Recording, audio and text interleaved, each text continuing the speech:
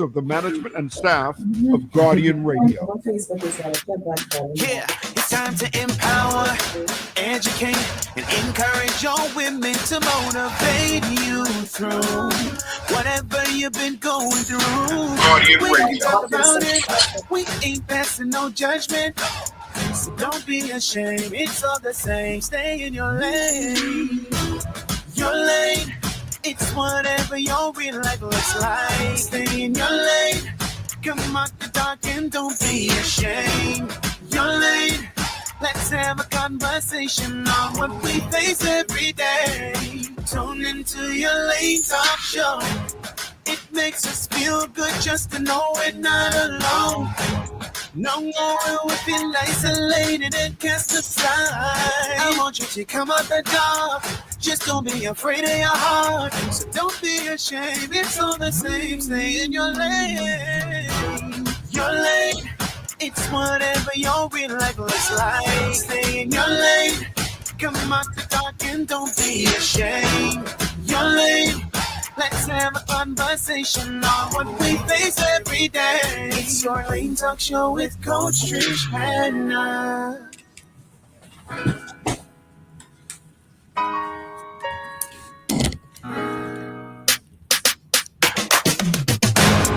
Hello. Welcome everyone to your Lane Talk Show. It's your Coach Trish Hanna broadcasting live from Nassau, Bahamas on Guardian 96.9 FM dial. If you are joining us for the first time, welcome to the show.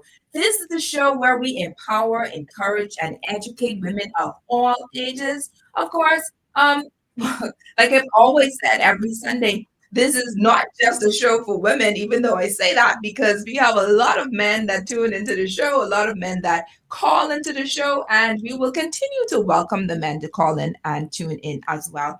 All right. We want to let you know that we are boldly walking in our lane as God has designed for us to. And of course, this show is one, if you're listening for the first time, this is one where, we talk about topics that are in most cases, not familiar, or people may not be as tuned or familiar with when it comes to like churches. But it's a faith-based show. Okay, so of course there are certain topics that we will cover, but we will cover it from a biblical perspective. But nonetheless, we are a show where you're literally stepping out of the four walls, as we've always mentioned. So intermedia, so discussing the topics that you may not typically hear in your church, and if you do, there's only so much or so far that they can actually extend that conversation, right? So this is where we are, this is what we do, and we're excited to have you on board. Now, last week our topic was titled Holiday Menus and Festive Flair. We had with us Chef Simeon Hall Jr. Now, Chef was ruffling some feathers. There's some people who called who was very much mad at him because it was like, who tell you tell me I can't do my turkey like this, and this is how my rice supposed to be, and my macro, it was an exciting show. It was an enlightening show. Chef is an artisan and a food ambassador, so of course he knows a thing of sex. All right, and he's a true Bahamian culinary culture, a true Bahamian that gives or distributes the culinary and culture of our land. I would say our Bahamian culture in our land. So of course you would get whenever he goes to Japan or go somewhere in New Zealand, etc., some of the places that he says he's been, he brings the culture along with him. So he says, the typical sheep tongue sauce and all these different things that he would do, the tuna and grits and all the stuff, he made sure incorporates the Johnny cake and all these things along with him when he goes and he tells the Bahamian story. Now, of course, if you want to tune into that particular show, it's episode 153 on YouTube. Just look up Coach Trish Hanna. Your Lane, episode 153. The title, once again, is Holiday Menus and Festive Flair. Now, today is a little bit more. Now, we didn't have all the little fun and excitement. We didn't eat. We know how to deal with our guests and all these other things. But what happens when our guest comes to us, right? And we notice that something's a little bit off about them. What happens when we see our children who once upon a time the neighbor's child or our niece or nephew come and they used to be so excited about just being around family, and now they're in a point where they see him despondent, or they see him um far-fetched. They see him, that they want to distance themselves a bit, that something is off. So when you're having your Christmas events and holiday activities, these are some of the things that we do notice, and then sometimes we just brush it off and be like, "Oh, this child is having a bad day," or this woman seems to be, I guess, moody today, right? But today we are lifting the veil of domestic violence because we know that sometimes it can have a look, and sometimes it can put on a look, right? Sometimes you can actually see something is off, and then there are times that people tend to put on a mask. So we have with us, and I'll talk about that part later, right? We're gonna shine the light on the hidden pain a little bit, just a little bit, and one that is affecting so many people, even in our country. We're gonna shine the light on that a little bit. And for those who are feeling trapped or unheard and afraid, we're going to shine a light on that for you as well. All right. Now, every day we know that women and children suffer in silence behind closed doors. You hear the screams, the fear, the emotional scars, and these are realities that so many families have to deal with. But the truth is this: love is not supposed to break, love is not supposed to silence you, and love is not supposed to hurt. Right? Right? Okay. This conversation matters because awareness saves lives, support restores hope, and healing begins when silence is broken. Now, I can say, joining us today, we have with us the Zonta Club of Nassau and the Zonta Club of New Providence as guests, and we're going to discuss how we can protect, empower, and stand with women and children who may be experiencing abuse. Now, before I get into it, I want to give you a moment to call, text, WhatsApp, share the page, whatever it is that you have to do for this particular broadcast with anyone you know who may be or who may have experienced domestic violence in any form, or anyone who needs to get a better understanding of what domestic violence is all about. This conversation could literally save a life. I have to emphasize the fact that it can, because knowledge does that, right? It is through knowledge that the just be delivered. That's what the word of God says. Domestic violence is not just hitting, it's not just physical harm. And I've learned that from another show that I did previously that spoke about, you could just think, or you may normally think that, okay, if this person doesn't have a scar on their face, or there's no bruises, that they're fine, right? No, it doesn't work like that. Domestic violence could be any pattern of behavior used to control, manipulate, dominate, intimidate another person. All right. And it can look like emotional and verbal abuse. It can look like financial control, isolation from family and friends, threats and fear, spiritual manipulation, and yes, physical and sexual abuse. The phone's done lighten up. Give me a chance. Your caller, just give me one moment. Let me just get this out the way, and I will be delighted to hear your voice. All right, we will be delighted. It happens in marriages and relationships, and sadly, even in homes where children should feel the safest. All right, we're going to uncover all of that today. There are lots of ways that we can be heard. You can tune in to obviously Guardian 96.9 FM radio dial. We're also on channel 969 on cable. We're on BTC Flow channel 612, the Guardian radio app for those who have it for Apple or Android, and the website www.guardiantalkradio.com. And if you are a Facebook user, you can go to Your Lane Life Coaching on Facebook, or if you're a YouTube user, you can go to Coach Trish Hanna, and we're live. All right, so you can be able to see these beautiful faces. I have some beautiful faces in front of me, and they're excited to share. So as you share this broadcast, remember there's someone you know may be suffering silently. So today we are breaking that silence. Okay, and can I dare say, in the name of Jesus? All right. We already have comments in. Give me a second. All right, good. That's perfect. Now, let me see if I can get our ladies on so they can see Let's go, Chris. Let's get the cameras on the ladies. And while we're doing that, let me see if we could take a quick call. Good afternoon, Your Lane Talk Show. How may we help you?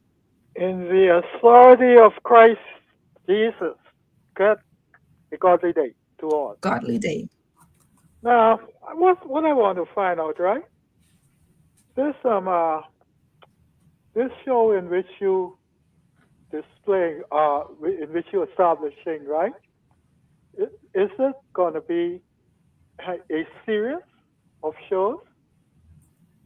A series of shows. Yes, sir. Every Sunday at 3:30, we'll be broadcasting live with various topics that will cover anything regarding our women. Now, is there anything that you want to share regarding today's topic? I just want to listen to you all. Yes, sir. You know. Um. Anyhow, I just want to listen to you all. That's no problem. Thank you so much for And again, by the way, Yes, sir. I have a pretty daughter. She is so pretty. I wish I could have seen her. Okay. My name is Raymond Darling Ferguson. Han is a good name. I'll just continue listening to your show. Do well. Thank you, sir. God bless you.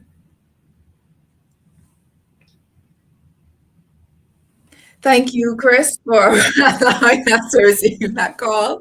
All right, so let's get into it. We have with us Zonta Club of New Providence and Zonta Club of Nassau guests with us today. The topic, once again, is Love Shouldn't Hurt, Ending Domestic Violence Against Women and Children. So we're going to start with this beautiful face in the front of me. Please introduce yourself and, of course, your role in the Zonta Club. Good afternoon, Bahamas. Good afternoon, Trish. Thank you for having us here this afternoon. My name is Odessa Francis, and I am representing the Zonta Club of New Providence. I've been in the club for about 4 years now, and I am the treasurer. Thank you so much and for those who don't know, of those who've been tuning in and Odessa is very much familiar with Your Lane, especially on the side with Star 106. I think this is our first time on Guardian Radio. Well, we're just so delighted to have you back, Odessa, in the capacity of a guest today. Yes. Thank you so much. And to your left. Good afternoon, Madam Host and our radio listening audience. My name is Latoya Johnson, and I am the past president of Zonta Club of Nassau and also the past area director for Area 3 for Zonta International, District 11. Thank you. I'm happy to be here and looking forward to the conversation. Welcome, Latoya. Good afternoon, Bahamas. Thank you again, Ms. Hanna, for having us here today. My name is Michelle Forbes, and I presently serve as the president of the Zonta Club of the Bahamas, of Nassau, in the Bahamas. Thank you. Thank you so much, ladies, for being a part of this show. Your Lane Talk Show, episode 154, Love Shouldn't Hurt, Ending Domestic Violence Against Women and Children. It's brought to you by John's Shoe Store and Accessories, Bearwick, distributed by Thompson Trading, Tropical Gyros, Your Lane Life Coaching, Del Monte, distributed by Thompson Trading, Zonta Club of Nassau, and Children's Dream Journal. In Jeremiah 1 verse 5, God says, "Before I formed you in the womb, I knew you. Before you were born, I set you apart."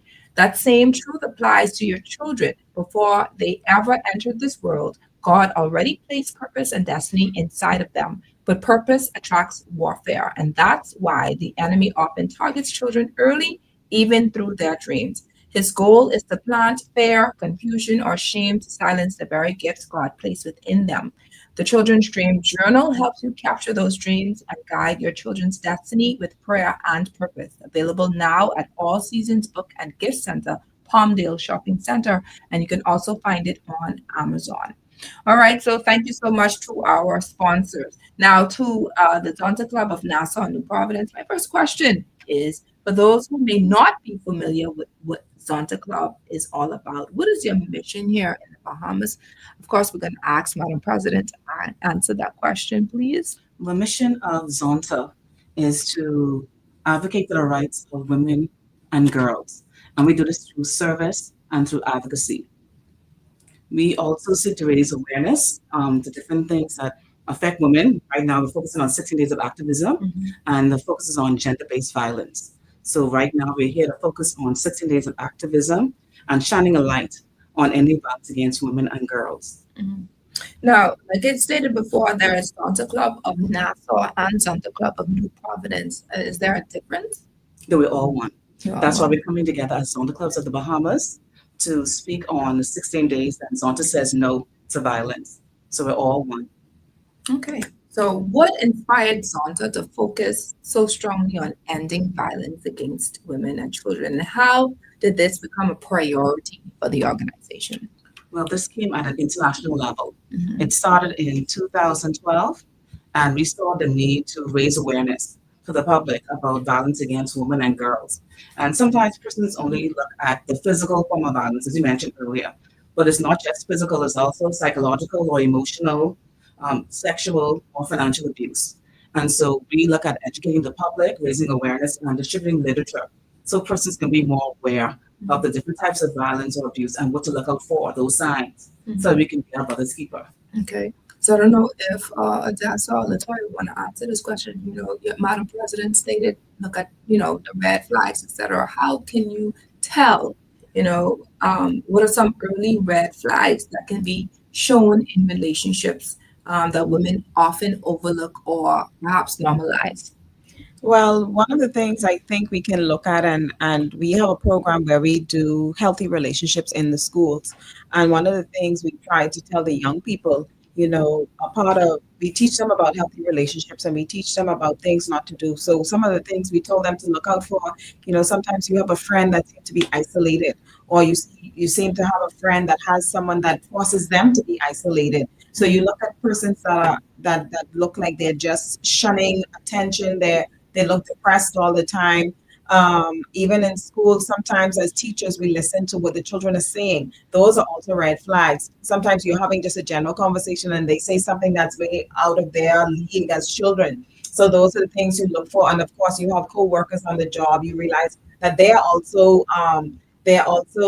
like they're shunning attention, or you may actually see physical bruises on them. You may see if something falls, they may jump. There are a whole lot of telltale signs that can actually tell you when someone is in a position where they are being abused. Even she talked about the financial abuse. You may see some people when you're having a conversation, and the minute you talk about money, they shut up because someone is controlling their lives. So a lot of people lure people into relationships where they're using money to hold them hostage. So there's a whole lot of things that we can look at that actually represent signs of abuse in women, girls, throughout the nation. I love that. I love that. Latoya, you want to piggyback on that? Um, she said a mouthful there, along with Madam President. But I'd also like to say that there's a PSA that comes on, I think it's Guardian as well, that talks about a lady who's being abused, and two ladies, are talking about it, and then one of them said that silence hides violence.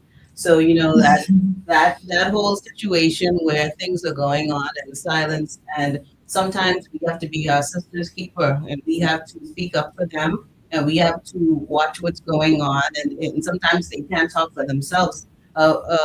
Several years back, we used to do a board. Santa would put a board up at some locations, like the grocery stores. I think we did it in a shopping center before, and we would just ask people to, can you write something on the board about violence and about stopping the violence against women and girls. And sometimes we would see some persons walking by that board with a partner, with a spouse, and looking and just saying, I want to stop, I want to see, I want to. And sometimes they may inquire and question, but they can't go any further. Just listen to what it is that we're saying. And then we can watch them as they're walking away. And it seems like on their face, they want to say something. So what we do a lot of times when we were doing that project, is we would say, why don't you write something on the board for someone that you know? Why don't you write something on the board to encourage others who may be going through? And you never know, someone who wrote on that board may have been writing something for themselves. So that was a powerful activity that we would have done over the years. Probably we can look into doing that in the future. I love that. Have you seen any measurable impact on doing things like that, or any success stories from your initiatives?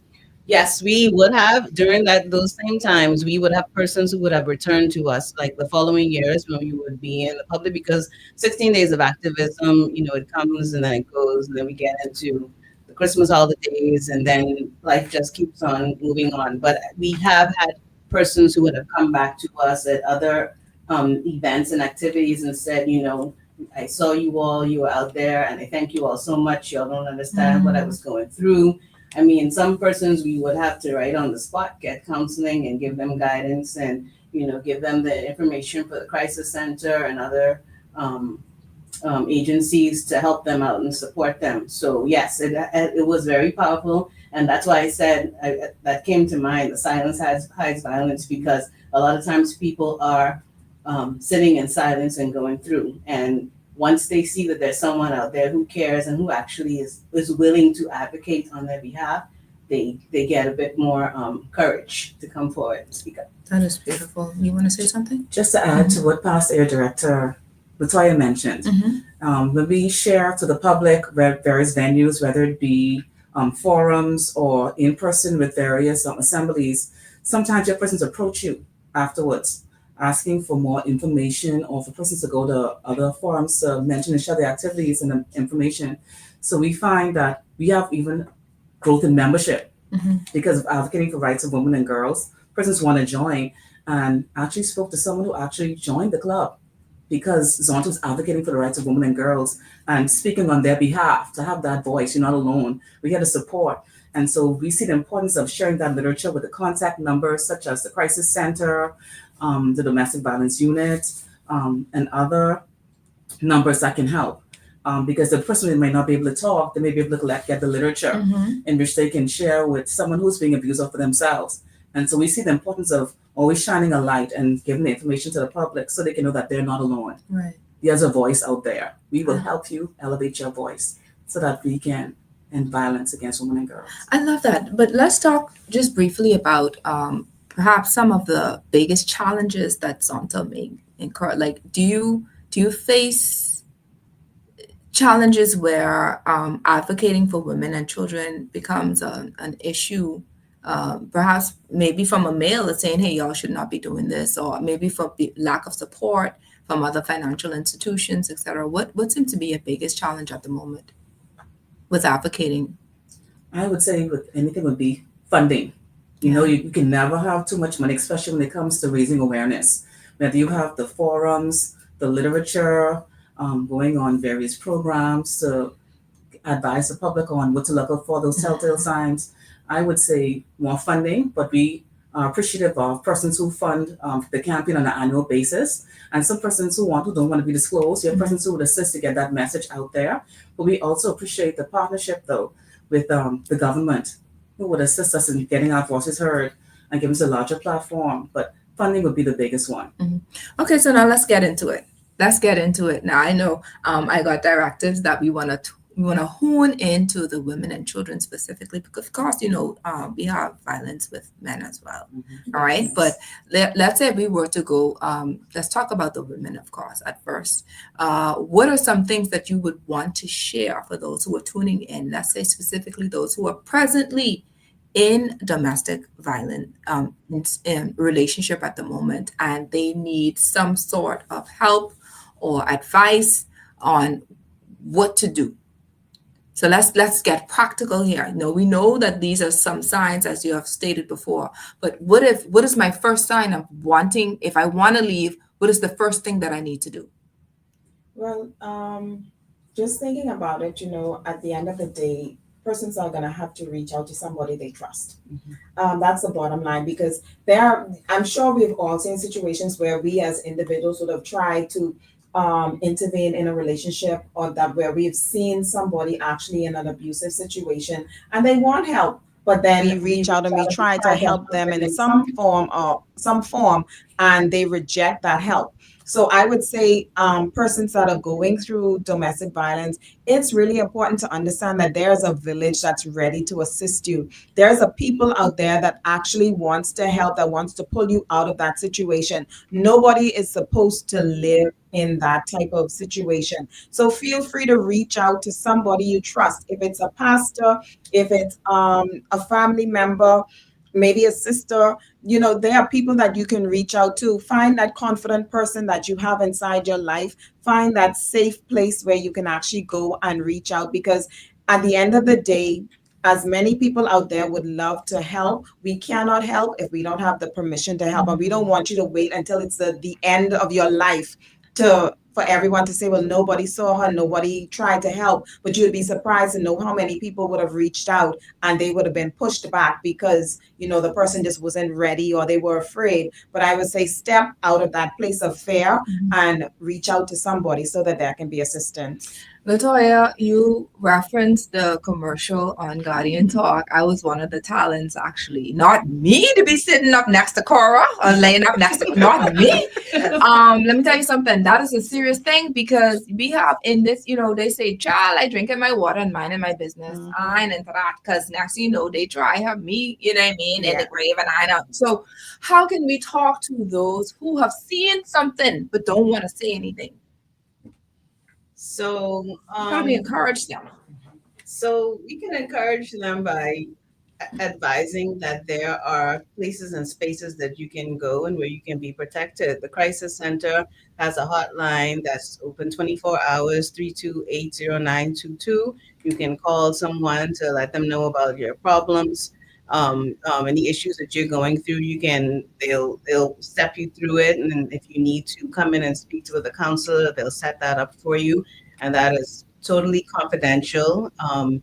And so we want to try to get people to understand that there is safety out there for you in different places and spaces. There's also, like Modesta said, pastors that you can go to. That can be a first step.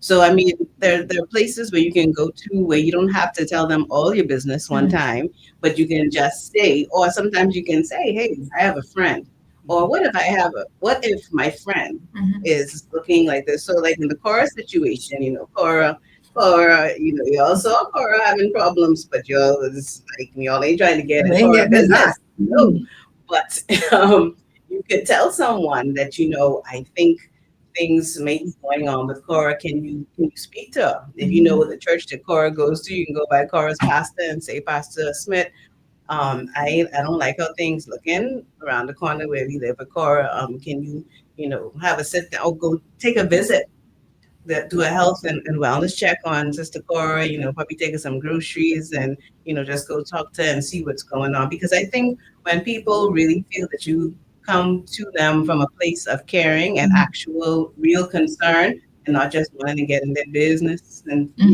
tell somebody else what's going on, then they open up to you and they will be able to tell you, and then you will be able, because you're the person who is more in a position of strength, to be able to get them the help that they need, whatever that help it is at the time. Okay, I don't know if you all can answer in this perspective, but what practical steps a woman should take if she feels unsafe but is not yet ready or able to leave the relationship? I don't know if anyone can speak on that. So I'll start it off, but back to the crisis center, and I'm also a volunteer at the crisis center, and it's something how a lot of these issues are kind of circular. So being a partner or being a member of the Zonta Club got me into the space to advocate, to educate, advocate, and empower. And during those times, we also partnered with the Crisis Center to help us out and to put the information or to go and speak to in certain places and spaces, because they've been trained and they have the information. They would have been trained how to have the information. And so in that space, then I was pulled in to also advocate and be a partner with the crisis center. So I know a bit more information about what it is that we do and what they do in the crisis center. I should say what we do, because like I said, I'm a volunteer. And there are places and spaces there that people can help, and that there, like I said, there are counselors there. And it's, I wouldn't say it's hidden, it's a hidden secret, but of course, you want people to feel safe. So anything that where you need to find a safe space, it's something that you can't um, broadcast, I should say. But I want to broadcast that the crisis center is there and that anybody who needs assistance, Dr. Sandra Dean Patterson, Miss Christie, and the team of persons at the crisis center, they work tirelessly to support women and children. And so I strongly advocate that persons support the crisis center and help to uplift them in the work that they do. And organizations such as ourselves, Zonta, we also partner and support, and we all share in the load and help each other out. I love that. We're going to take a quick break. Just before a break, my question for the audience, all right, is what is one red flag you believe people should never ignore in a relationship? Let me ask that again. What is one red flag? I know it's many, but I want you all to just give me one red flag you believe people should never ignore in a relationship. Okay. And the number to text, if you want to text, is 422-GR96 or 422-4796. You can also give us a call at 1-242-323-6232, 325-4316, or 325-4259. My Facebook audience, you could go ahead and answer that question as well if you desire. What is one red flag you believe people should never ignore in a relationship? Let's take a quick break.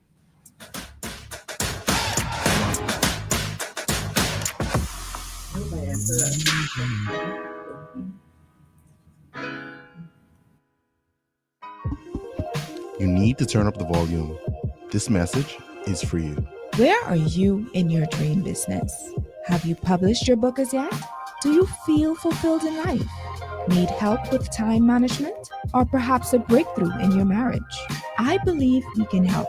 At Your Lane Life Coaching, our professional team will help you discover what you really want and take you from where you are to your desired outcome in your life or marriage.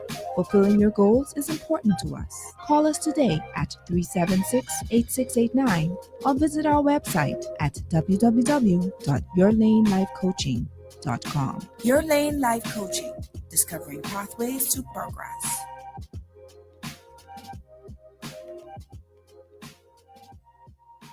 At the heart of every great meal is a simple yet powerful idea: quality. At Del Monte, we are committed to cultivating quality, growing the freshest, most nutritious vegetables, fruits, and tomatoes for your family.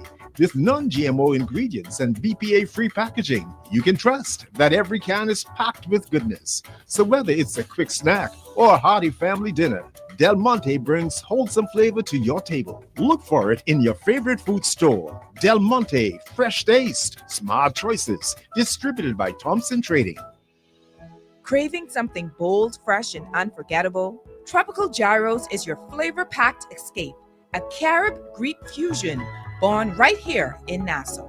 From juicy grilled salmon, chicken, and pork gyros to loaded bowls, fresh salads, wings, and more. There's something for every craving.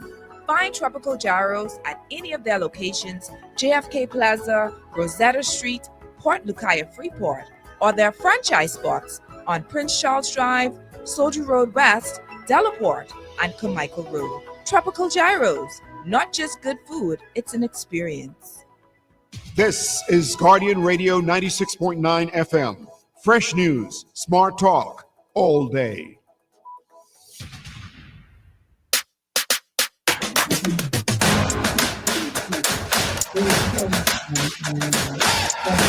Hello. Welcome everyone back to Your Lane Talk Show, episode 154. Love Shouldn't Hurt, Ending Domestic Violence Against Women and Children. I am your coach and host, Trish Hanna, or Coach Trish Hanna, all right, as affectionately called. All right, and so we have with us members of Zonta Club of Nassau and Zonta Club of New Providence. And of course, they're coming as one, and they're calling it the Zonta Club of the Bahamas. That's it? Yes. Good. The Bahamas, Thank yes. God I mess up these people name. All right, so we're doing this, and they're doing an excellent job. Of course, ensuring that we get the word out, especially to women and of course children who may find themselves in abusive relationships and domestic violence at large. Now, let me just go real quick to the text right here that says, Coach Trish Hanna, I'm grateful that the Crisis Center helps women and children, but what about the men? Can't men be victims of violence as well? Well, we know that men can be victims of violence, most definitely, right? But of course, this particular show goes, and we're honing in specifically to women and children. But of course, yes, I'm sure the Crisis Center deals with males as well. So I don't know if anyone want to speak about that real, quick, because of course we want to focus on the matter at hand. Absolutely. The Crisis Center is there for every Bahamian citizen. They're not just there for women. So, men, if you find yourself in abusive situations, abusers can be anybody. It could be a woman, it could be a man, it could be a child. The Crisis Center, while we do not work for the Crisis Center, we do have a volunteer here. But the Crisis Center absolutely helps women, men, and children. Okay. And I hope we were able to answer that question. So if you find yourself, listen here, I don't want y'all to think that women don't abuse men. You have some women out there let me stay focused. All right. There are some women who abuse men as well. And it could be in different factors and different ways. Of course, it don't have to be physical abuse. There are other forms of abuse, as we've stated earlier in the show. But we want to stay focused, man. All right. We want to stay focused. So, of course, before we went on our break, the question was, why do you think so many women stay in abusive relations? That's not the question. That's one of the questions I wanted to ask y'all. My question was, what are some red signs that you can actually see in the relationship beforehand? And so some of our Facebook listeners stated, how anger shows up is a red flag, big anger for small matters. And someone else says, never ignore how they act when they are angry. So obviously anger is something that we definitely have to look at. Someone else says controlling behavior as well. All right. So these are just one of the many signs, okay, that can be seen in the earlier part of your relationship before you even say I do. So for goodness sake, open your eyes. Ask the Lord to open your eyes so you could see these things. Love does not hurt. Okay, that's very important to note. Love does not hurt. And of course, if someone is shouting at you, abusing you in any form, that's not love. You may feel as if it's love. Remember in high school, and y'all, let's be loosen up a little bit. Maybe y'all the innocent ones, the innocent teenagers, right? But I had one or two friends who would brag about and this particular friend was dating a bus driver. All right. And child, I can't do this and I can't do that because he may try, he may hit me and key. Like they laughing like this is a big deal. You do have people in relationships, teenagers in relationships with sometimes and even older, maybe perhaps the same age, who would choke hold, because I've seen that too in the hallways. Their girlfriends were sitting next to another guy, or some of those other things that we back in the days we used to thought it was just funny. Child, look how we doing that or whatever. But these things are telltale signs that this is not flourishing relationship. There's nothing is going to come out of that except what, if not the least of it, death, right? So let's talk to these teenagers who may be tuning in right now. Let's share some insight on, let's give them some wisdom about what relationships or healthy relationships look like. Well, what comes to mind is speaking with a counselor. She shared with us a few years ago that they had a conversation with the young girls in high school, and they said, if he doesn't hit me, he doesn't love me. And I'm like, what? If he doesn't hit you, he doesn't love you. So we're going to go back to what is a healthy relationship? What does it look like? Mm-hmm. Definitely not to be attacked, not to be hit, not to be touched in a negative light. You're supposed to show affection in a positive way, show love, a kind touch, a soft touch, not something to bring harm. So that'll be one comment. that love doesn't hurt, as you mentioned earlier, doesn't hurt. So if someone hits you, no, that is not a sign of a good relationship. That's an unhealthy relationship. So that's a big one. Um, a true friend would be honest and sincere. They would not talk down to you. They will not wish you harm. So if someone's wishing you harm and threatening you, that is not a healthy relationship. That is an unhealthy relationship. So you have to try your best to separate yourself from someone like that. That is toxic. So try to surround yourselves with a person who will uplift you, who will encourage you, and stay in the right direction. Okay, here's another text message. Says, one red flag is when women get physical, because when women get physical, if you do nothing, you're called a punk and they continue. And if you respond, you know as a woman beater. You're known as a woman beater. It's a lose-lose situation. Okay, texter. All right. Okay, so that's from a male's perspective. I guess for a male, you have to, you have to restrain yourself. There are some women who attack. I've seen it too. Yes, Who absolutely. attack men for various reasons. And the men obviously have to try to restrain themselves as much as possible. All right, so ladies, come, let's share now. We're going to share about children. Let's share about, okay, if a teacher sees a child, we spoke about this earlier, that used to be so vibrant, that used to be talkative, used to always have their hands up, to share the answers that they may have. And then, as time progresses, you realize that this child is becoming more and more distant. All right. And I'm sure that there are more telltale signs, but I don't know if you all can actually share a few more of those signs from a let's say a teacher is looking out, or maybe a neighbor is looking out, or you, once again, as I stated, you're at a family function and you know that this child used to be nice and always talkative, always sociable, but they've distanced themselves. What are some signs there other than the distancing that we can say, okay, this child is being abused? I think another of the signs would be the child acting out, just being disrespectful. Sometimes they are, that the child normally would have been a good natured child, but now, they're talking back to you, they're saying things to you that they would not normally have said, and you don't know where that's coming from. If it's a parent, and sometimes the child, if the child's being abused by someone else, and the child just withdraws or starts to act out, and basically gets that situation where they're saying, I want you to leave me alone. And I always tell persons that, especially when you have them going through the puberty stage, that is not the time to leave children alone. It's a time to don't let them go in the bedroom and shut the door and leave me alone and don't talk to them. You give them some space, and then you go and you start to talk to them and find out, what's going on with you. There's something that's going on with you. You can tell me, I won't. Nothing bad is going to happen to you. I'm a safe place and a safe space that you can trust. But we should, as adults, we should not com use combative um, use combative responses and language in order to deal with the child that we see is acting out. Okay. All right.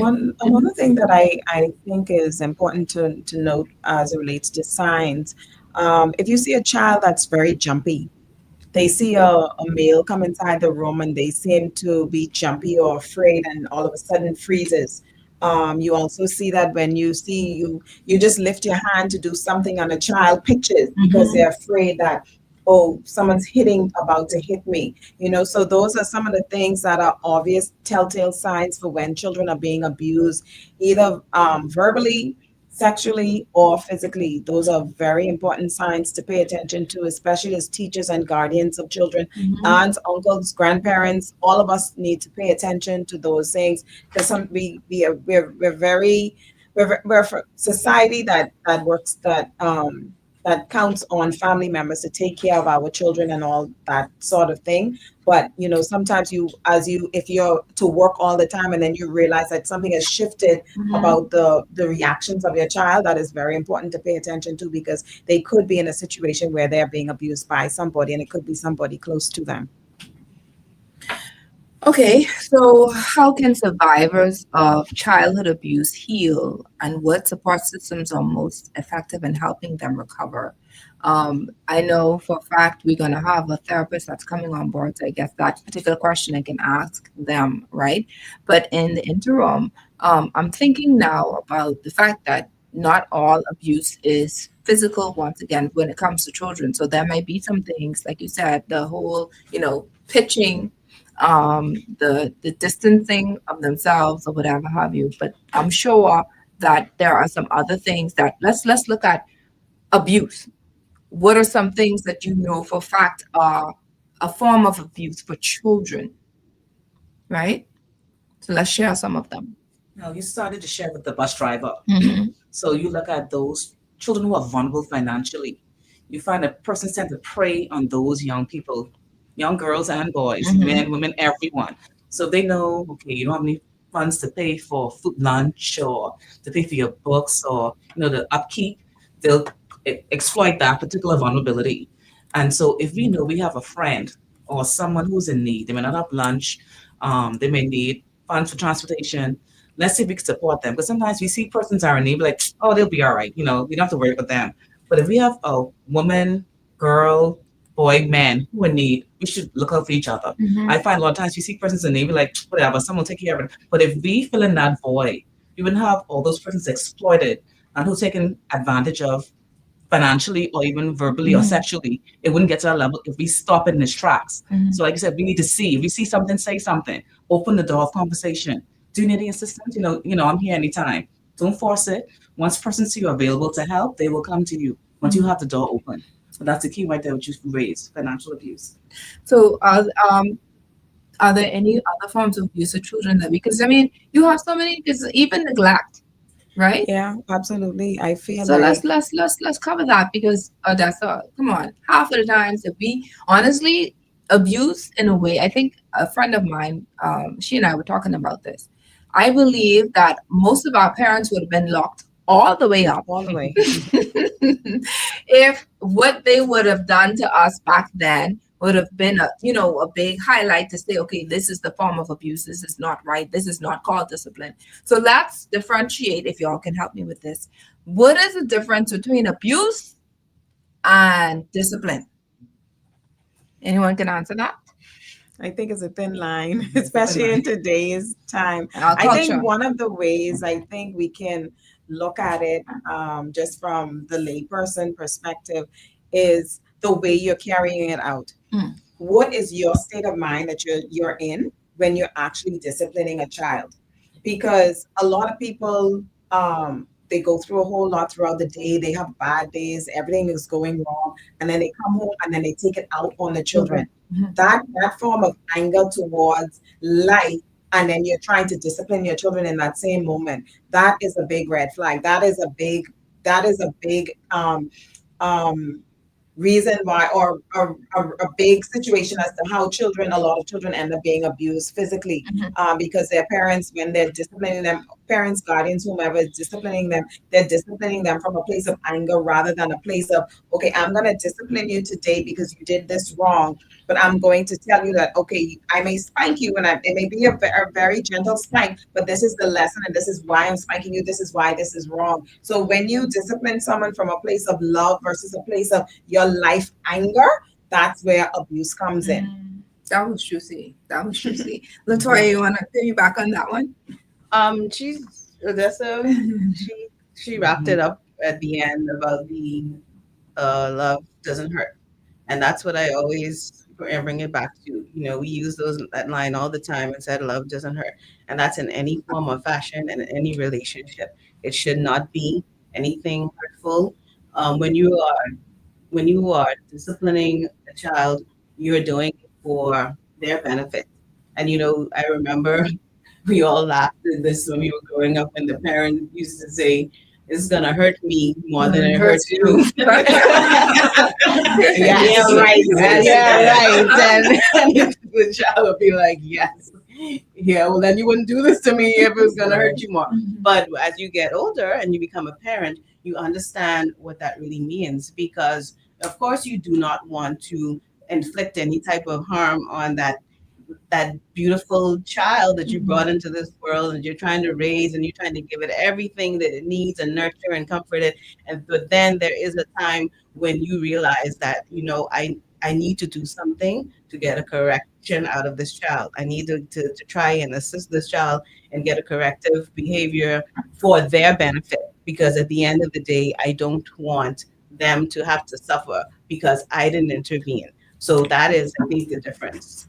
I love that. And now we have on with us from Zoom a therapist, Michelle Forbes. Is that correct? Dr. Dietra Backel. Oh, sorry. Dr. Dietra Backel. Dr. Dietra Backel. She's the Backel. That's no problem. That's she's a part of Zonta as well. Yes, she's director, Dr. Dietra Backel. She is the advocacy chair for the Zonta Club of Nassau. Let's see if we can get her on. Chris, do we have her? Good afternoon, Dr. Bethel. Good afternoon. How are you? There you go. We're doing well. How are you doing? I am doing very well, very well. So happy to be here with you all this afternoon. Thank you for being a part of your Lane Talk Show. Now, there were some questions that y'all call it sisters? How y'all say it, right? Sisters. They can only answer so much, mom. I'm just letting you know. Okay, but which is good. They did an excellent job on that. But of course, we want to get information from a therapist's point of view in reference to dealing with children and women who experience domestic abuse. Now, in an instance where there is a woman that may want to come out of the relationship but don't know the exit strategy, how important is it to have an exit plan? And what are some things that she can do? Perhaps she may not know how to exit. What are some ways that she can exit out of an abusive situation? Okay. Let me take the first part of the question first. How important is it to have an exit plan? It is fundamentally important. Yes. Have an exit plan. Far too often, our women go back into the situation or stay in the situation just because they don't know how to get out. So, a couple of things that they need to be aware of. They need to be aware of what are their options. So, where can they go? Where's a refuge spot? Do I go to the Bahamas Crisis Center and already have a plan before I say to the abuser that I'm leaving? So again, having that plan in place prior to saying to the abuser that you are leaving. Now, that is in those situations where there is not imminent danger. If there's imminent danger, you just pack up and get to the crisis center or to foam or something like that. So it's important for them to have that exit strategy. Secondly, it's important for them to understand how important they are and their children are in the relationship. What happens is, or not what happens is, but as far too often, our children are overlooked. However, there are parents who will stay only for the children. And of course, we do not advocate that you stay for the children. We want you to leave with the children. Now, I can tell you that I've had at least in one incident where a mother left with her child, not children, and was sleeping on the streets because she had nowhere to go. So again, it's important to have an exit strategy, to have a plan. Social services is also a plan in terms of connecting with them, but it's important to have that plan, have some kind of options for yourself. Like I said, if it's social services, if it is phone, if it's the crisis center, but have an option first. And I think that is the biggest thing. Now, I do not mean that you sit in the abusive situation. No, it is important for you to immediately move yourself and your children out of that abusive situation, because that situation is impacting both you as well as the children. I'm so happy that you shared that, because my the next question would have been how important is timing, because you don't want to just pick up at any point of time to leave, but then you did say you want to be as swift as possible, but Yes. I'm sure that planning would be timing, right? Because you don't want to go while your husband or boyfriend is drunk and he's already hyped up and ready, you know what I mean? So you have to Correct. know when. So can you share when would be the appropriate time to make your exit? Okay, so you're talking about more emotionally than physically, in terms of physically the being hit or being abused constitutes imminent danger. So that's more immediate.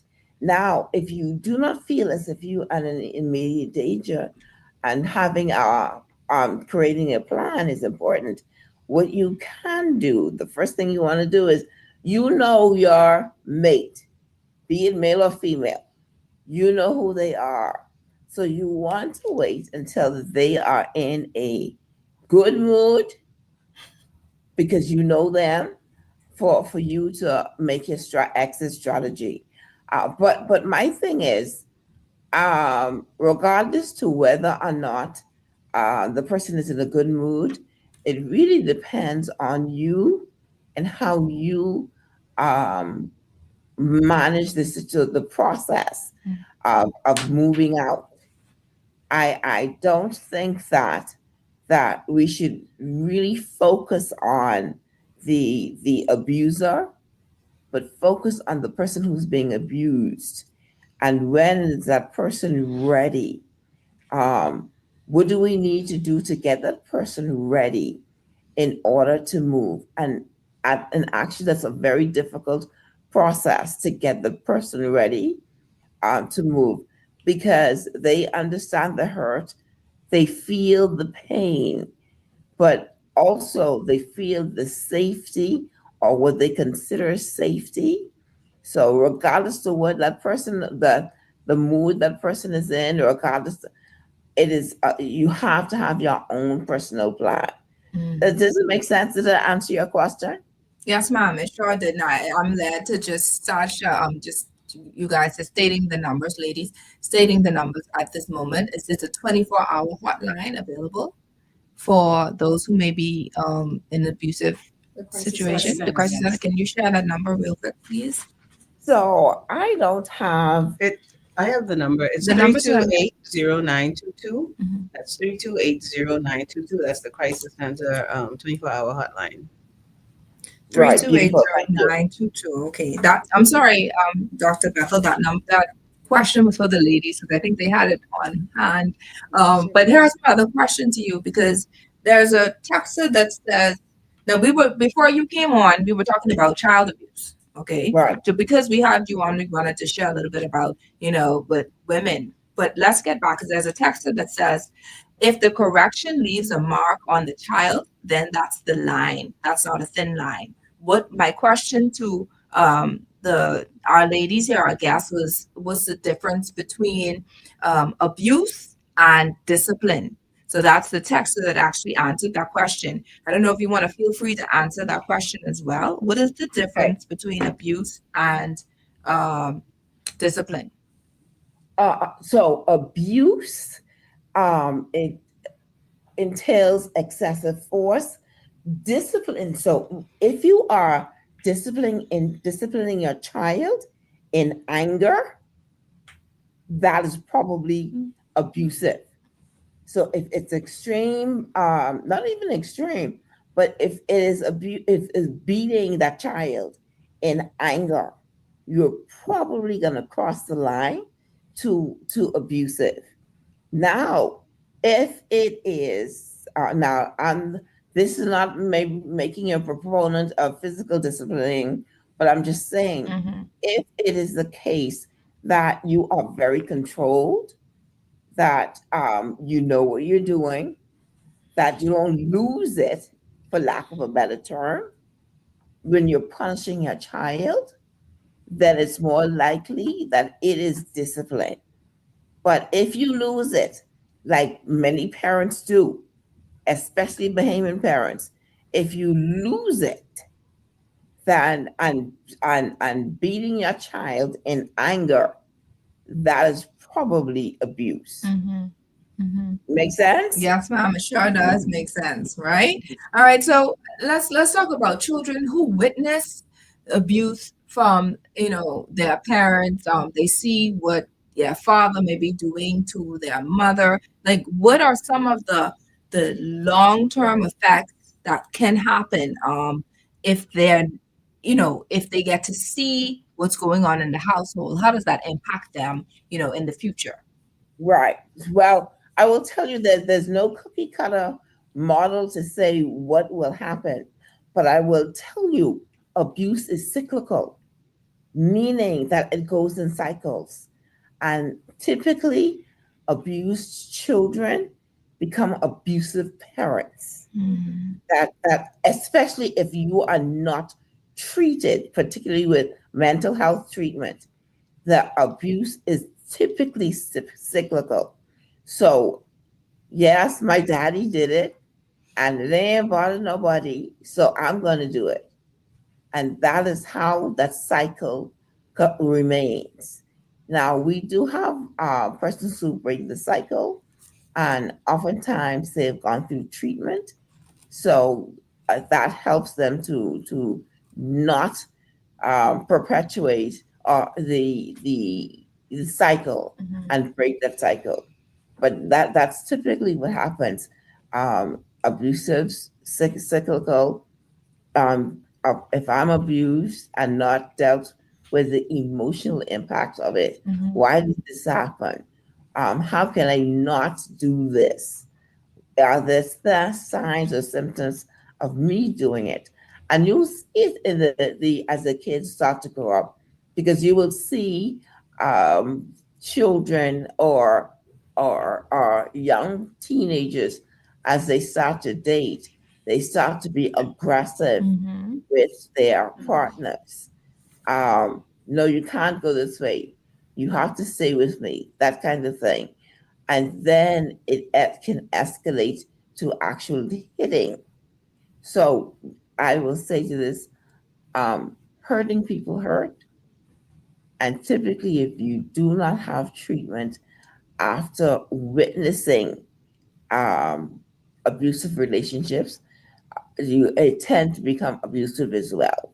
Yeah, yeah, we see that. So so you said that's treatment, because we're going to talk now about having to break the cycle. You may have someone who's tuning in who may say, guess what? I don't want to hurt my children, but I've been abused. I don't want to hurt my wife, but I've been abused. I don't want to hurt people around me, but I've been abused. How can that cycle be broken?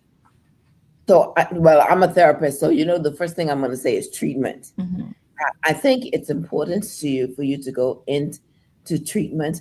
And of course, every therapist has a different way of treating persons, but helping persons who have been a victim to understand that they can they don't have to be a victim all their lives. They can make the choices, so they can be a survivor as opposed to feeling as if they are a victim. And I will tell you, that is a different mindset. They need their mindset to change. Instead of thinking that they are victims, learning that they are survivors of a difficult situation. Another thing is to helping them to understand their emotions and accept their emotions, because a lot of times the victims suppress that emotions. Yeah.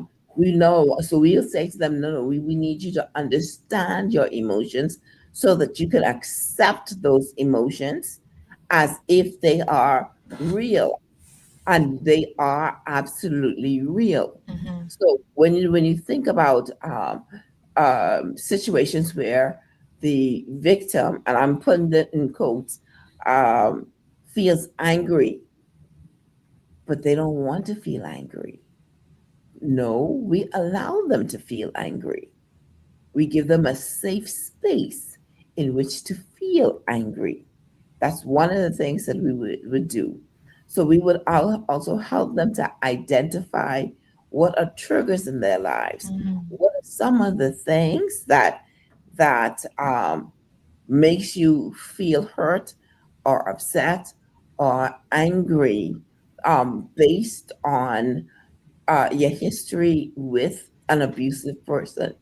So what are some of those triggers?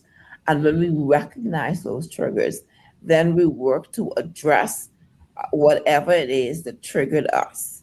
So that triggers is certainly something that's important, and that happens in a lot of females as well as males too, Mm-hmm. but in a lot of females, where something happens because they have witnessed it in the home, and that perpetrates their anger, or their misbehavior. Mm-hmm. So you also see them doing the some of the untoward things in the society as well. Could potentially be a symptom. Okay, so I'm glad that you said that because you do have some teachers who may be tuning in, some caregivers, guardians, etc., even Sunday school teachers, etc., and then they get to see how children respond in certain ways. Now, how can a teacher or caregiver, etc., support a child who has been abused without causing further trauma? Because I know there are going to be times when there may be triggers for whatever reason, but how can they help someone who has a child who has already experienced it, went through it, then had that trigger, may probably, just do an outburst. How can we help that individual? Now, I'm going to do a promo right now because the answers from many perspectives will be given on our webinar that we're having tomorrow evening. Mm-hmm. We have a psychologist is going to speak to that. We have someone from the Ministry of Education is going to speak to how to assist these children. Mm-hmm. We have our pediatrician. We have a school counselor too, Mm-hmm. who's going to be there to talk with that. We have someone from an international perspective, and we also have a victim. So I will tell you that it would be a great place to go on to our Zonta website and look at and get the link and register for that webinar. So that webinar will answer that question. But I will say this to you. One of the important things is to be there for that child. Mm-hmm. One of the most important things is to be there for the child. Sometimes the child just needs someone to say, it's okay. Mm-hmm. And that is far too often, not far too often, but that is often the one of the things that the children need, just to find a place of peace. So I don't know, this is more cliche, but breathe at peace for children. So if you see something that's going on with a child, Tommy, come, let's talk. And you sit Tommy down in your office, or in this quiet place in your classroom. How are you doing today, Tommy? I just want to sit with you and let you know that I am here for you, just to talk. So give them that safe space in which to be able to share or not share. and you don't want to force them to share. You just want to provide that safe space for them, that safe, quiet space, if that's what the child needs. So you ask them, well, first of all, you let them come to you, but you ask them, do you need to talk? How are you? If they do not want to talk, just allow them, okay, well, I'm going to sit here with you for 5 minutes, and just allow them to not talk, or more time, spend more time with them if you are allowing, if the child is talking. So I would think that the biggest thing is providing that safe space. Now, I also want us to know that we have to be vigilant as teachers, as school counselors. If you see a child's mood changing, this is not a happy-go-lucky child that I would have seen a month ago. That's when you start to ask questions about the child, or to the child. If the child comes in and is not dressed well, then it's time to ask the question. If the child comes in and starts all of a sudden acting out, then you ask the question, what's going on? If that child suddenly become more reclusive, then you ask the question, what's going on? So you've got to pay attention to the child. If that child is wearing a sweater all the time, even in the heat, you want to ask what's going on. So we need to stop and watch our children. But again, the biggest thing is providing a safe space. Thank you, Dr. Bethel. You've been more than helpful for us. Thank you so much. Just going to ask one more question because we actually have just about 10 more minutes before we close. But my question is, what message would you give to a woman or a child listening right now who feels trapped, scared, or alone? What message would you give to them? They're the ones going through this right now. What can you tell them tonight, this afternoon? I would say you are not alone. I would say that again, you are not alone.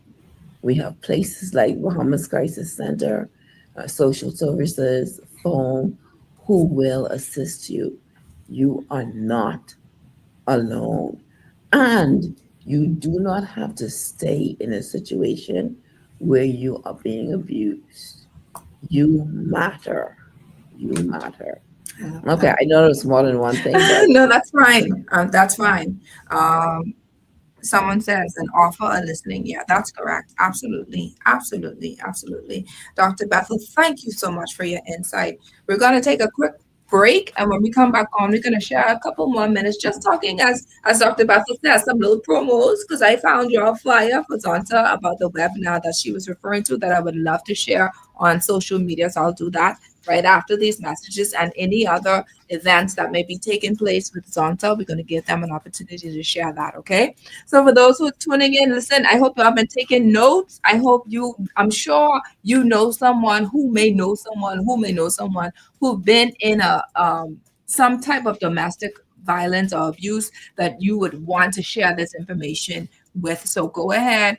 And before we close the show, we're going to disclose the numbers to call as well so that they can share, if they're going through it, they want to know, like, what's the next step, what to do, who to call, how do I exit? All of that can be shared with the individual, whoever answers the phone for the crisis center. I think it is a crisis center. And of course, Dr. Bethel stated that there's also FOAM and another institution. Sorry? 711. The number to call. Yes. For the national suicide. Yeah. 711 and child abuse. Yes. Right? So we're gonna let's just take a break there, because after the show, we're gonna get all that information so that you could have it at your what's the word I'm trying to get? Leisure. That ain't the word, but I'll use that one. Disposal. That's the word. Thank you so much. All right, let's take a break.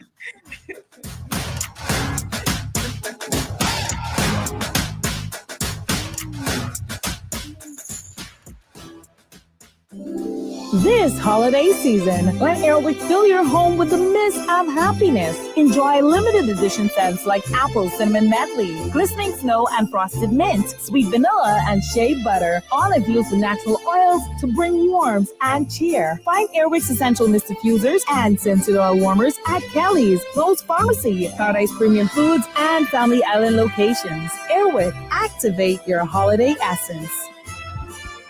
You need to turn up the volume. This message is for you.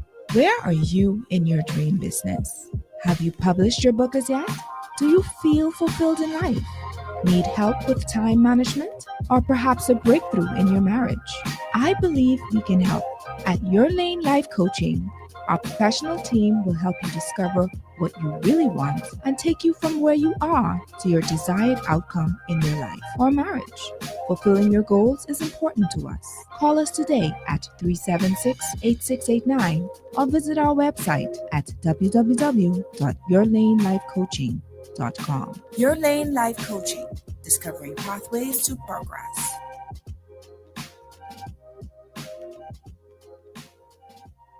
John Shoes and Accessories is your one-stop shop for all your footwear needs. You will find what you're looking for among the growing collection of classic and trendy styles with new arrivals every week. John's covers the whole family and has great prices, helpful and friendly customer service. Your experience shopping with us will be time well spent. Shop with us online at www.johnshoes.com. John's also now carries small home appliances. So come on into John's, located on Rosetta Street in Palmdale and Carmichael Road West. John's, we put fashion at your feet. This is Guardian Radio 96.9 FM. Fresh news, smart talk, all day.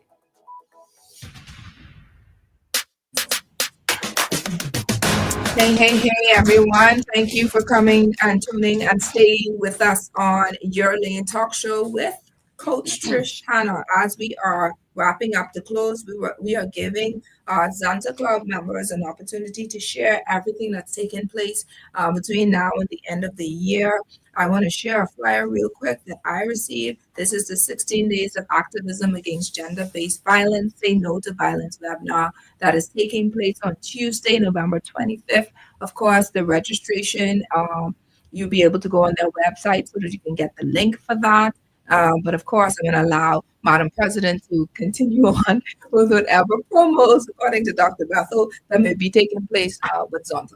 Thank you. Just to highlight, the 16 Days of Activism begins on Tuesday, November 25th, which is International Day for the Elimination of Violence Against Women, and it ends on December 10th, which is Human Rights Day. So we will ask you to support us by painting your offices, wherever you are, orange. You can have bows, you can wear your shirts on that Friday to just support our Say No to Violence campaign, so we can create a better world for women and girls. The theme for the United Nations is End Digital Violence Against All Women and Girls.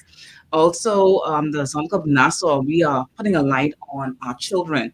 Our theme is Healthy Relationships from Hurt to Healing, giving voice to our children. We had launched a post on TikTok competition in which our children were able to express themselves through art on what a healthy relationship should look like. So the art exhibition should be starting on the 25th, where you'll see the various pieces that were submitted for the poster competition. And also we will have our webinar, which will be on November 25th. And our theme is From Hurt to Healing, giving voice to our children.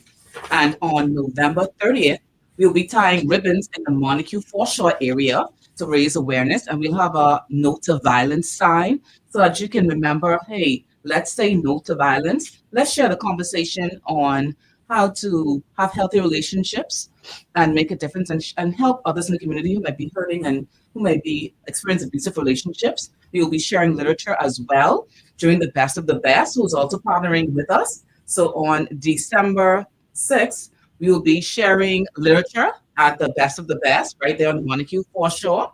So we'll be distributing information on telling you the various types of abuse, what is a healthy relationship, and those contact numbers that you may need for assistance, such as the Crisis Center and the 711 for social services. In addition, on December 5th, we'll have our T-shirt day where you wear your orange, and those shirts will be focusing on giving our children a voice, no to violence. And so those shirts are $15 each. You can contact us at 8073021 or at Zonta Club of Nassau at hotmail.com for your shirts and to raise awareness.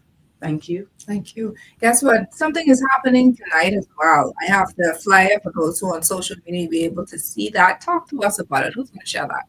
So that's the Zonta Club of New Providence. We're hosting a webinar in line with the international topic, which is going to be uniting.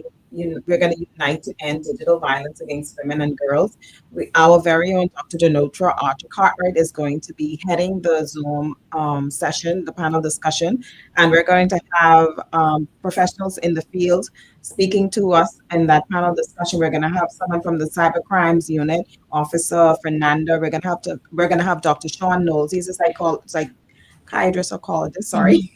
We're also going to have Dr. Paul Scavala as well on that panel. It's going to be a very interesting panel discussion tonight, talking about the digital space and violence against women on the digital space. I love that. I love that. So, of course, if you want to get the Zoom links, how do we get that? The Zoom link is available on our Facebook page, but if you have a pen, you can quickly write down the Zoom link. The Zoom number is 865-4955-4695. So that's the meeting ID, which is 865-4955-4695. And the passcode for this evening is 76582. Passcode is 768-582. Let me repeat that. I think I messed that up. Passcode is 768-582. Thank you so much, Odessa. Is there anything else that I'm missing, ladies? I want to make sure y'all get everything covered before we leave. Yes, we do have a couple more events being done directly by the Zonta Club of New Providence. One of those is going to be our Say No to Violence panel discussion with the University of Bahamas. We cannot leave out our young people. No. We're going to have on Thursday, November 27th, 5 p.m. in the Harry C. Moore Library. We're having a panel discussion there. And then as well, again, on Friday, the 28th, there's going to be a Zoom discussion, 9 a.m. to 11 a.m. The panel discussion is again Unite to End Digital Violence. It's the symposium on the Thursday. We're going to have a whole lot of speakers come in and speak on digital violence and make the students more aware of what's happening. Closing out our 16 days of activism for the Zonta Club of New Providence, we're going on the 29th of December. We're going to have a live remote where we're going to talk about violence against women. We're going to tie our orange bows in the Harbor Bay Shopping Center, and that's where we're going to end with our raffle, because we've been using our raffle to also raise funds for our initiatives as it relates to stopping violence against women and girls. So our raffle will be drawn at 4 o'clock on Saturday the 29th at Harbor Bay Shopping Center, where we will be painting the shopping center orange with orange bows and bringing awareness to violence against women and girls. And I think that is the last of it the tying of the bows. That is the last of it. But we do have one final event, which is going to be December 12th. We're going to say no to violence to help the vulnerable population. So we're going to meet on December 12th at the Herring Room in the Physical Planning Building on JFK at 10 a.m. And we're going to serve the vulnerable there. And there's another event. Our final event for the year as it relates to service is going to be where we're going to partner with the Salvation Army, and we're going to feed the elderly. So normally for the past 3 years, we've been in conjunction with the Salvation Army, we've been feeding over 200 elderly in the community. So they're getting a really good meal, ham, turkey, you name it, the works. And they're going to just register through the Salvation Army. And then they will just do a drive up and we actually distribute the food. I love that. You all are doing so well. I love this. How can the public support Zonta's mission? Now, are there ways for individuals or businesses to partner, volunteer, or contribute to the work that you all are doing? One of the ways, at Zonta Club of New Providence, we're raising funds all year round, trying to get corporate sponsors to come in. We have our largest fundraiser on December 6th, which is our wine dinner. We do that as a fundraiser for the community so that we can have the funds to actually reach out and help a lot of the women. We talked about earlier the about how if the message gets out. We have people call people that are members of our clubs all the time that are in the midst of a domestic situation and they need help right away. We have partners that we can actually pull them out of the environment and put them up for a week because we have partners that actually do that. So when we raise funds, we're able to do all of that. So right now we're closing out our raffle, which is going to end next week, Saturday. The wine dinner is coming up. We look for corporate sponsors all the time to help to fund our events. And like President said earlier, one of our biggest things is funding. If we can get the public to partner with us, corporate sponsors, when you see Zonta out there asking for donations, asking for you to partner with us, it's not that we're going to take this money and abuse it. We are helping a whole lot of women and girls. We go into the schools, we go into the community, and we help persons. We feed people. We do healthy relationships. We do courses like entrepreneurship classes where we help underprivileged women to prepare them for the workplace. So we do a whole lot, and we do it free of charge. One of our big events that we held the other day, we did a sewing class through QC. The other day, we took 16 or 17 women through a sewing class, and we gave them sewing machines at the end of the class, a free class through continuing education. So a lot of that is where the money goes. So we encourage corporate sponsors to join us in the fight against violence and empowering women and girls. There you have it, ladies and gentlemen. We had with us Latoya Johnson, Odessa Francis, and Dr. Deetra Bethel. I said that correctly? Yes, you did. Right. And of course, Michelle Forbes, the president of Zonta Club of Nassau, with us. It was just a delight hearing the information from all of you. I know for a fact that people have been touched, and especially those who may be presently going through what they're going through, they're able to understand and identify, and of course, reach out to the various institutions and organizations that can help them further. All right. And so, Latoya, just before we end, is there anything that you want to share? Yes, I would like to tell everyone out there to speak up because silence hides violence. That's right. No, but it's true. You take it. There's silence. All right. Listen, as we wrap up today's show, I want to remind each of you under the sound of my voice that God does not ignore pain. Okay. He does not overlook fear. He does not call abuse love. That's not who he is. If you are a woman or a child in a situation where love hurts, hear me, God is not the author of that pain, okay? His word says he is close to you. He sees the tears nobody else sees, okay? He hears the cries that never even came out of your lips, just by your emotions. He knows that. He can feel that, all right? He is a God who saves, who rescues, who brings freedom. Of course, love the way that God is.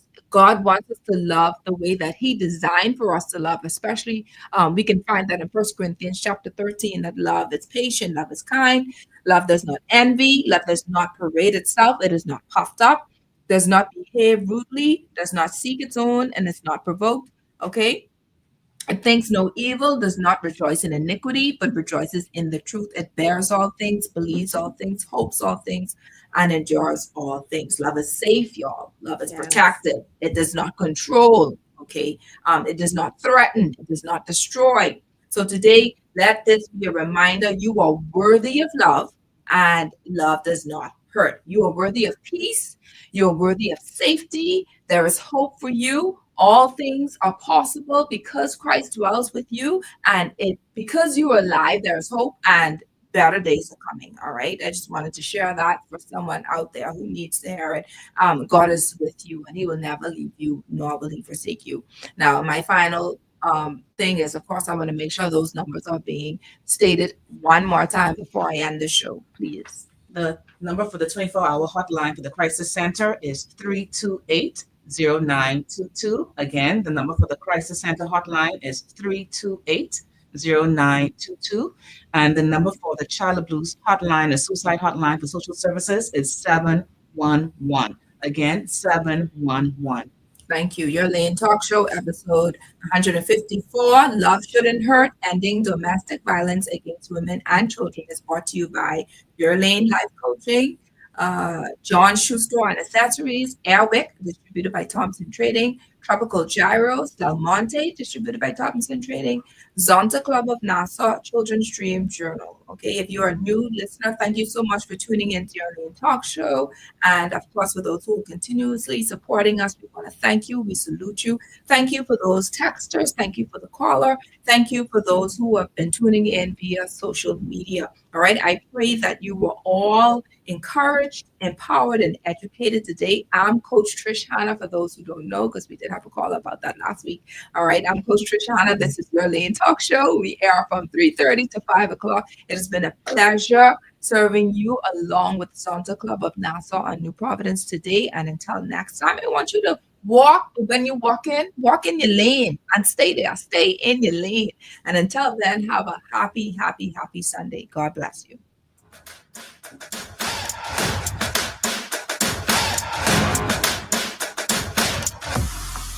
Ooh.